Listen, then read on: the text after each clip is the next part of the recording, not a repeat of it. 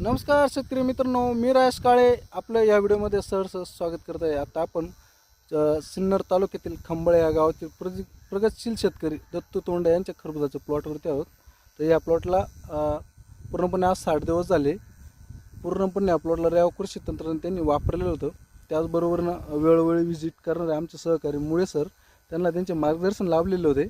तर तुम्ही बघू शकता माझ्या पाठीमागे उत्कृष्ट असा 60 दिवसांचा प्लॉट आपल्याला इथं बघायला मिळतोय।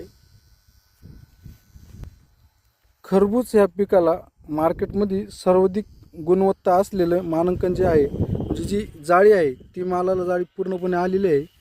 उत्कृष्ट असा माल आपल्याला इथं बघायला मिळतोय।